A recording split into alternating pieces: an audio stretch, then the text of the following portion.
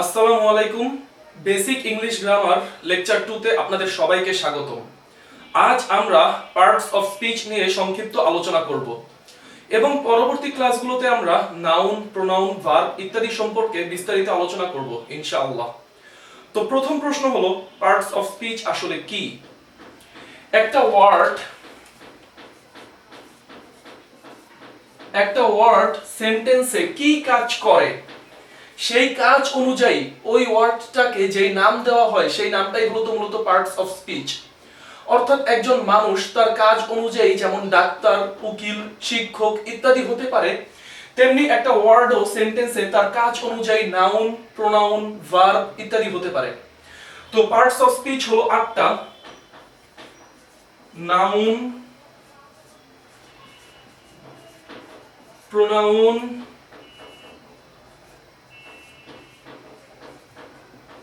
Adjective, verb, adverb,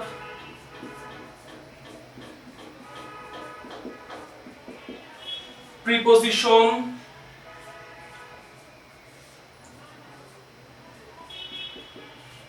conjunction, interjection. তো প্রথমেই আমরা নাউন নিয়ে আলোচনা করব। নাউন কাকে বলে? A noun is a naming word. Naming word, এটা অর্থ হচ্ছে নাম শব্দ, অর্থাৎ কোনো কিছুর নাম বোঝায়। নাউন দ্বারা কোনো কিছুর নাম বোঝায়। নাউন প্রধানত দুই প্রকার।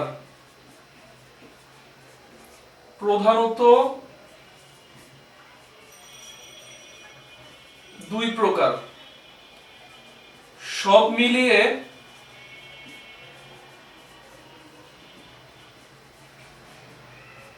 পাঁচ প্রকার। নাউন প্রধানত দুই প্রকার, সব মিলিয়ে 5 প্রকার। তো 5 প্রকার নাউন কি কি? প্রথমটা হচ্ছে প্রপার নাউন। প্রপার নাউন বলতে বোঝায় কোনো কিছুর নিজস্ব বা নির্দিষ্ট নাম। যেমন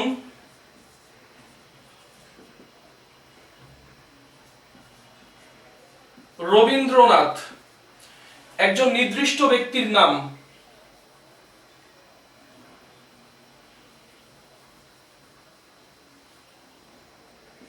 রানা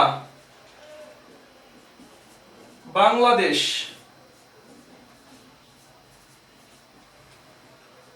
ঢাকা। অর্থাৎ কোনো কিছুর নিজস্ব বা নির্দিষ্ট নামই হচ্ছে প্রপার নাউন। এরপরে হচ্ছে কমন নাউন।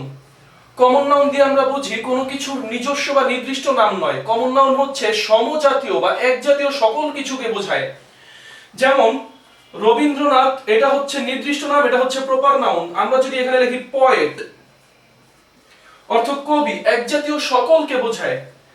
রানার পরিবর্তে আমরা যদি এখানে লিখি বয়, কান্ট্রি, সিটি, এইগুলো হলো কমন নাউন, অর্থাৎ একজাতীয় যা কিছু আছে তা কিছুকে বোঝায় কমন নাউন দ্বারা। এরপরে হচ্ছে কালেকটিভ নাউন। কালেকটিভ নাউন বলতে আমরা মূলত বুঝি কমন নাউনের সমষ্টি, অর্থাৎ একজাতীয় যা কিছু আছে তার সমষ্টিকে আমরা কালেকটিভ নাউন বলি। যেমন অনেকগুলো শিক্ষার্থী মিলে একটা ক্লাস হয়, ক্লাস হচ্ছে কালেকটিভ নাউন।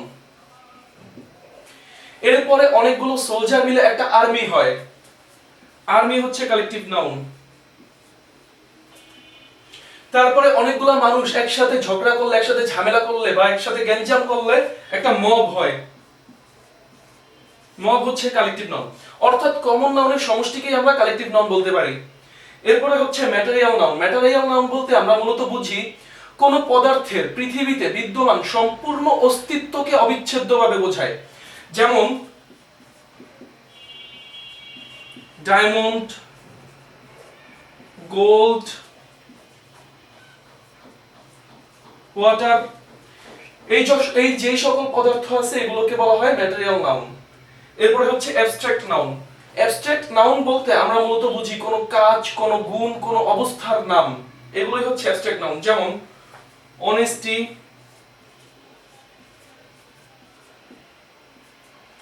লুনেসি, যার অর্থ হচ্ছে পাগলামি,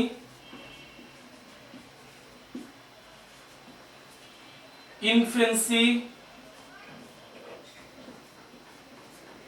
অর্থ হচ্ছে শৈশব,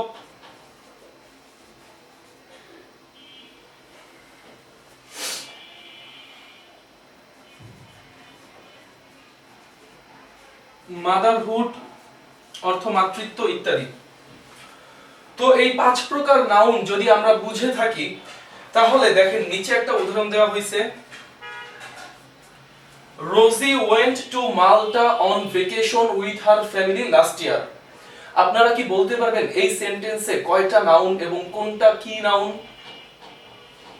আমরা যদি এই সেন্টেন্সটা ভালোভাবে দেখি তাহলে আমরা প্রথমে পাই রোজি, রোজি একটা নাউন, মাল্টা একটা নাউন, ভ্যাকেশন একটা নাউন, ফ্যামিলি একটা নাউন, ইয়ার একটা নাউন।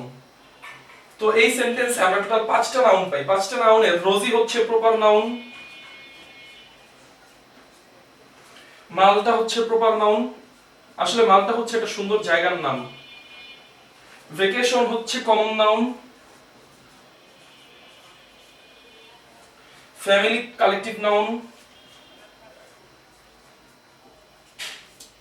এবং ইয়ার হচ্ছে কমন নাউন।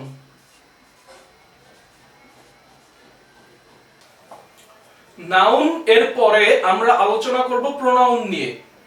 প্রোনাউন হচ্ছে এমন শব্দ যা মূলত নাউনের পরিবর্তে বসানো হয়।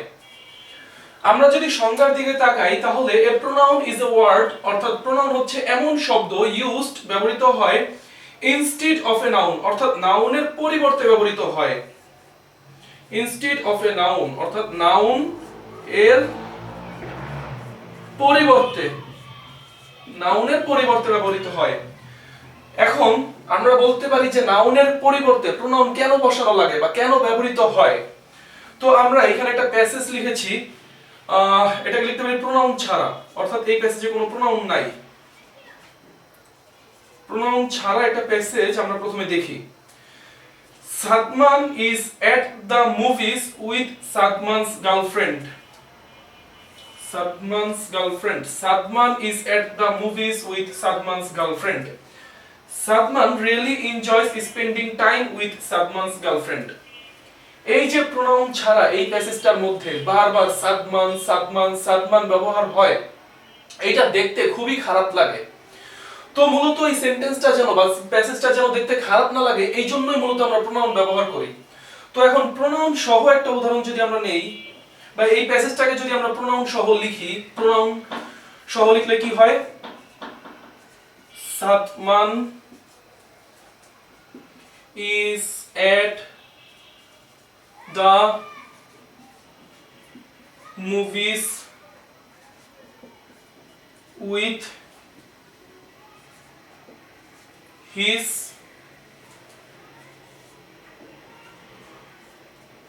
girlfriend. He really enjoys spending time with her.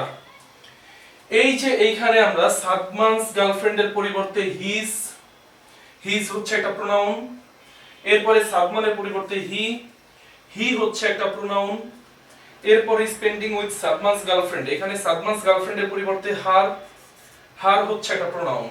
এই যে প্রোনাউন ব্যবহার করার কারণে সেন্টেন্স যে সুন্দর হয়ে যায়, এই সেন্টেন্সকে সুন্দর করাই হচ্ছে প্রোনাউনের কাজ।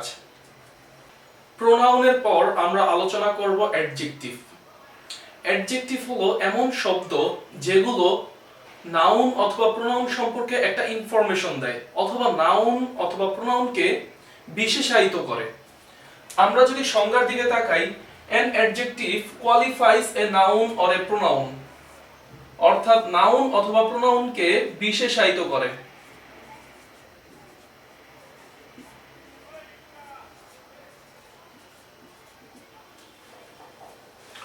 অর্থাৎ সেন্টেন্সে ওই নাউন বা প্রোনাউনটা কেমন সেইটা মূলত বোঝানো হয় অ্যাডজেক্টিভ দ্বারা। যেমন আমরা এই এক্সাম্পলে দেখি Sajid is a good boy, এখানে বয় হচ্ছে নাউন এবং গুড বয় ভালো ছেলে, কেমন ছেলে? ভালো ছেলে। এই গুড এই বয়টাকে বিশেষায়িত করছে, এই কারণে এই গুড হচ্ছে অ্যাডজেক্টিভ। এখানে যদি দেখি রাফি ইজ ভেরি ক্লেভার, রাফিকে বিশেষায়িত করছে এই ক্লেভার, চালাক, এই কারণে এই ক্লেভার হচ্ছে অ্যাডজেক্টিভ। হি ইজ রাশিয়ান, সে হচ্ছে রাশিয়ান, এই রাশিয়ান হি কে কোয়ালিফাই করছে বা বিশেষায়িত করছে, এই কারণে এটা হচ্ছে অ্যাডজেক্টিভ।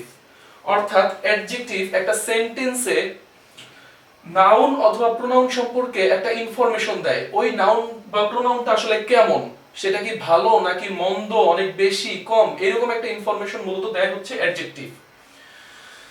তো এই এক্সাম্পলটার দিকে একটু দেখি আমরা। They drive an amazing big red sports car, এইখানে কার হচ্ছে নাউন। এখন এই নাউন সম্পর্কে ইনফরমেশন দেয় আমাদেরকে কোন কোন ওয়ার্ড গুলো। এই কার কোন টাইপের গাড়ি, এটা কোন টাইপের কার, টাইপ স্পোর্টস কার, এই স্পোর্টস কার সম্পর্কে একটা ইনফরমেশন দেয়। গাড়ির রংটা কেমন, কি রঙের গাড়ি, রেড, এই রেড নাউন সম্পর্কে একটা ইনফরমেশন দেয়। গাড়িটা কি বড় নাকি ছোট, বিগ, এই বিগও এই কার সম্পর্কে একটা ইনফরমেশন দেয়। এই গাড়িটা সম্পর্কে আমার অপিনিয়ন আসলে কি, অ্যামেজিং, চমৎকার গাড়ি।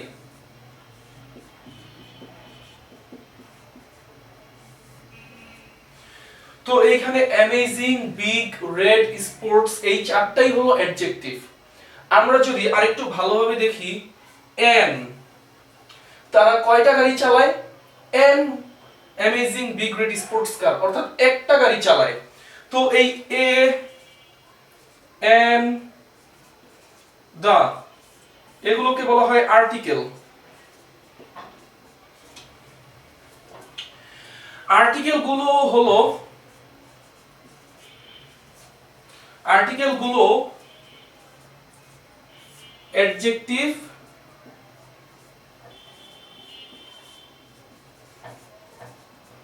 হতে পারে, আর্টিকেল গুলো অ্যাডজেক্টিভ হতে পারে।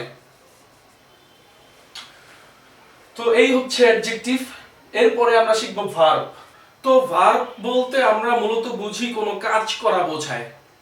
আসলে ভার্ব দ্বারা শুধু কাজ করাই বোঝায় না। যদি আমরা লিখি আই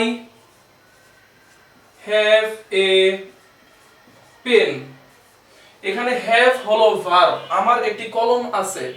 তো এখানে কি আমি কোনো কাজ করা বুঝাইছে এখানে? তো আসলে ভার্ব দ্বারা কোনো কাজ করা বোঝানো হয় না।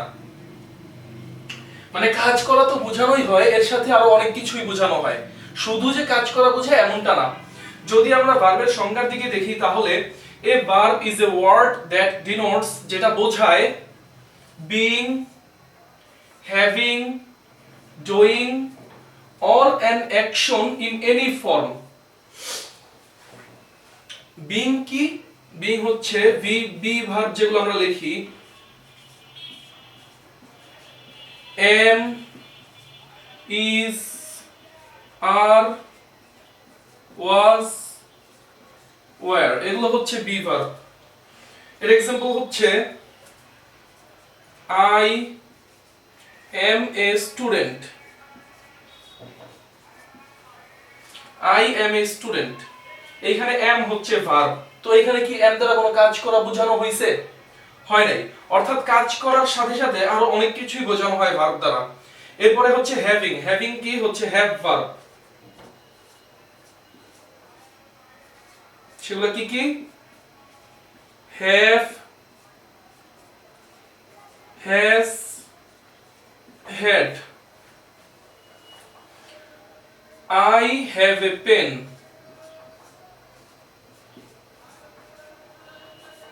এখানে হ্যাভ হচ্ছে ভার্ব।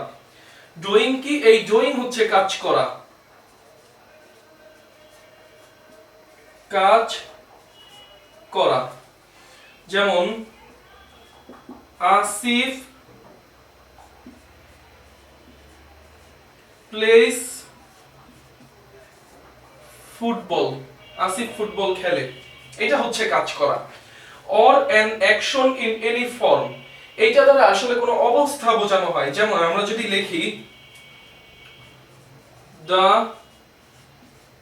মুন লুকস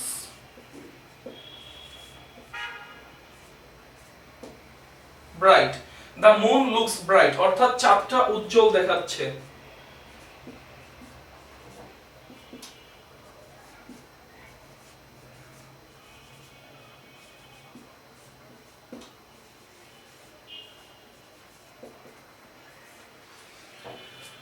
তো এই হলো মূলত ভার্ব।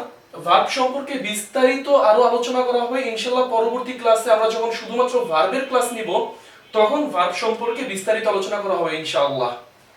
ভার্বের পর আমরা আলোচনা করব অ্যাডভার্ব নিয়ে।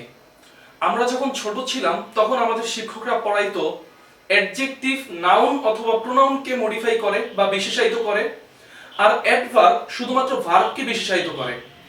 কিন্তু এটা হচ্ছে ভুল।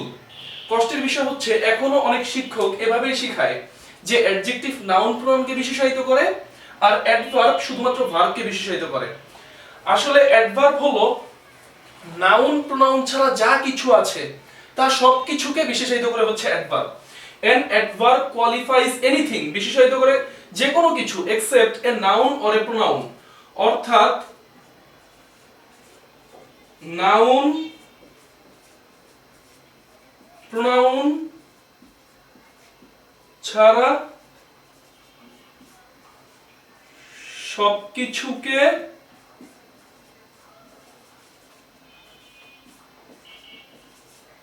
বিশেষায়িত করে। নাউন প্রোনাউন ছাড়া সবকিছুকে বিশেষায়িত করে অ্যাডভার্ব।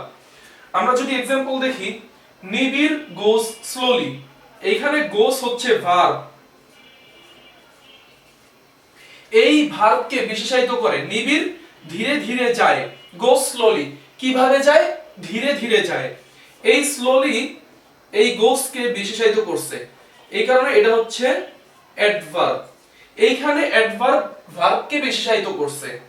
এর পরের উদাহরণে আমরা দেখি, হি ওয়াকস ভেরি স্লোলি, সে কিরকম স্লোলি হাঁটে?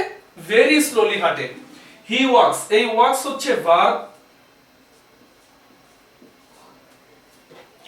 স্লোলি হচ্ছে অ্যাডভার্ব। এই অ্যাডভার্ব এই ভার্বকে বিশেষায়িত করে। এখন আমরা ভেরি কে যদি দেখি, কেমন স্লোলি? Very slowly. এই ভেরি এই স্লোলি কে বিশেষায়িত করে, অর্থাৎ এটাও হচ্ছে অ্যাডভার্ব। এই অ্যাডভার্ব বিশেষায়িত করে আরেকটা অ্যাডভার্বকে।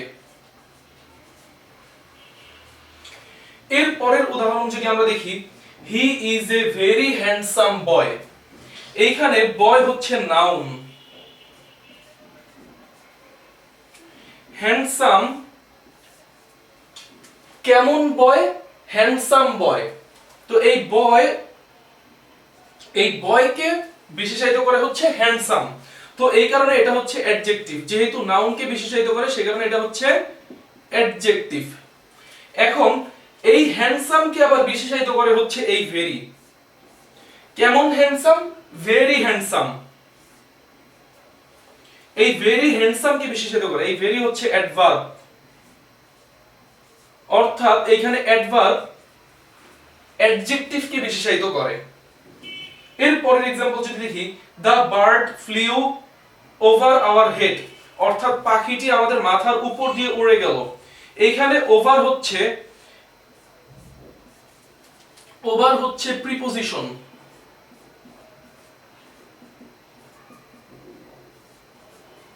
প্রিপজিশন। এখন এর নিচেরটা যদি আমরা দেখি, the bird flew exactly over our head, অর্থাৎ কেমন উপর দিয়ে উড়ে গেল? একেবারে উপর দিয়ে উড়ে গেল। এই এক্স্যাক্টলি হচ্ছে অ্যাডভার্ব, অর্থাৎ এখানে অ্যাডভার্ব প্রিপজিশনকে বিশেষায়িত করছে।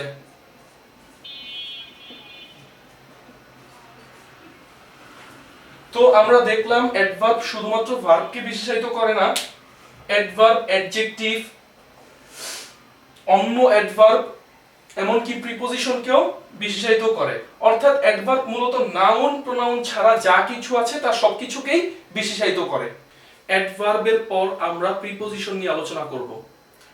প্রিপজিশনের সংজ্ঞার দিকে যদি আমরা একটু দেখি, a preposition is a word, preposition হচ্ছে এমন শব্দ প্লেসড অবস্থান করে before a noun or a pronoun, অর্থাৎ নাউন অথবা প্রোনাউনের পূর্বে অবস্থান করে to show its relation with other words of the sentence. অর্থাৎ প্রিপজিশন নাউন অথবা প্রোনাউনের পূর্বে অবস্থান করে ওই নাউন অথবা প্রোনাউনের সাথে সেন্টেন্সের অন্যান্য ওয়ার্ডের সম্পর্ক দেখায়। কিভাবে? নাউন অথবা প্রোনাউনের আগে বসে ওই নাউন অথবা প্রোনাউনের সাথে সেন্টেন্সের অন্যান্য ওয়ার্ডের সম্পর্ক দেখায়। কিভাবে আমরা একটু দেখি। দেখেন, the book is on the table. এই টেবিল, এখানে টেবল হচ্ছে নাউন, টেবিল হচ্ছে নাউন। এই টেবিলের আগে বসছে অন, অন হচ্ছে প্রিপজিশন।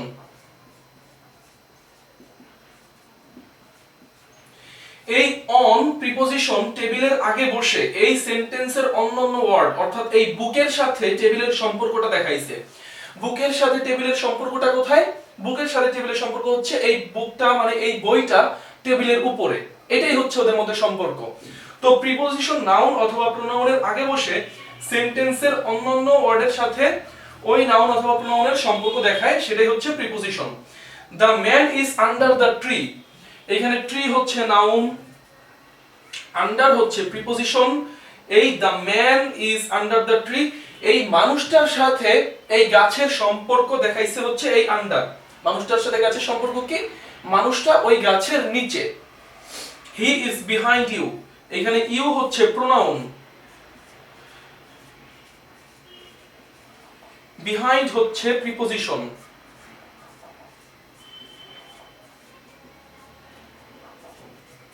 এইখানে প্রিপজিশন প্রোনাউনের আগে বসে এই প্রোনাউনের সাথে ইউ এর সাথে হি, তোমার সাথে তার সম্পর্ক কি? সে তোমার পিছনে, এটাই হচ্ছে তোমার এবং তার সম্পর্ক। তো প্রিপজিশন আমরা পেলাম হচ্ছে নাউন অথবা প্রোনাউনের আগে বসে এবং ওই নাউন অথবা প্রোনাউনের সাথে সেন্টেন্সের অন্যান্য ওয়ার্ডের সম্পর্ক দেখায়, এটাই হচ্ছে প্রিপজিশন। আমরা অনেক সময় প্রিপজিশন এবং কনজাংশনকে এক করে ফেলি, কিন্তু এই দুইটা ভিন্ন খুবই সহজেই বোঝা যায়। প্রিপজিশন হচ্ছে নাউন অথবা প্রোনাউনের আগে বসে ওই নাউন অথবা প্রোনাউনের সাথে সেন্টেন্সের অন্যান্য ওয়ার্ডের সম্পর্ক দেখায়। আর কনজাংশন হচ্ছে আইডিয়াস কানেক্ট করার জন্য ব্যবহৃত হয়। সেন্টেন্স অথবা ওয়ার্ড কানেক্ট করার জন্য ব্যবহৃত হয় হচ্ছে কনজাংশন। আমরা যদি সংজ্ঞার দিকে তাকাই, a conjunction is a word used to connect, যুক্ত করার জন্য ওয়ার্ডস অর সেন্টেন্সেস, শব্দ অথবা বাক্যকে যুক্ত করার জন্য কনজাংশন ব্যবহৃত হয়। এইখানে দেখেন ইয়াসিন নাহিদ, দুইটা ওয়ার্ড, দুইটা নাম, এই দুইটাকে যুক্ত করার জন্য Yasin and Nahid are best friends. Yasin and Nahid are best friends, এই যে ইয়াসিন এবং নাহিদকে যুক্ত করার জন্য ব্যবহৃত হয়েছে এন্ড, এটা হচ্ছে conjunction. Learn your lesson, leave the class, এই দুইটা সেন্টেন্স, এই দুইটা সেন্টেন্সকে একত্রে করে আমরা learn your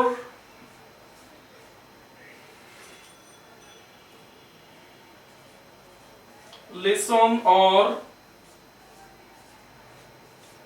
leave the class, এই যে একত্র করে আমরা লিখেছি learn your lesson or leave the class, তোমার পড়া শেখো অথবা ক্লাস থেকে বের হয়ে যাও। এই অর লার্ন ইওর লেসন এবং লিভ দ্য ক্লাস, এই দুইটা সেন্টেন্সকে ব্যবহার মানে একসাথে করার জন্য অর ব্যবহৃত হয়েছে। এই অর হচ্ছে কনজাংশন। তো এইরকম আরো কনজাংশন হচ্ছে but, so,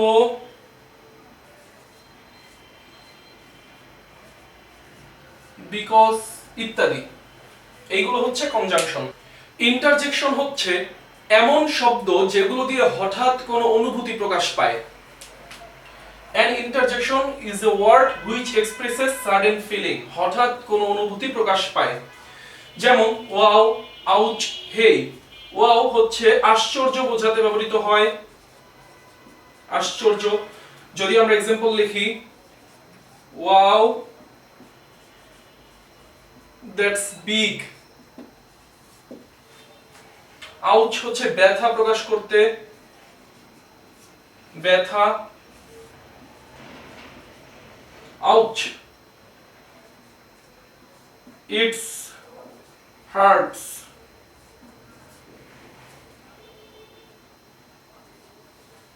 হে মনোযোগ আকর্ষণ করতে ব্যবহৃত হয়,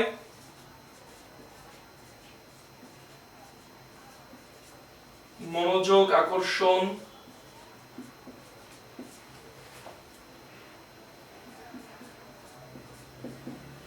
হে কাম হিয়ার।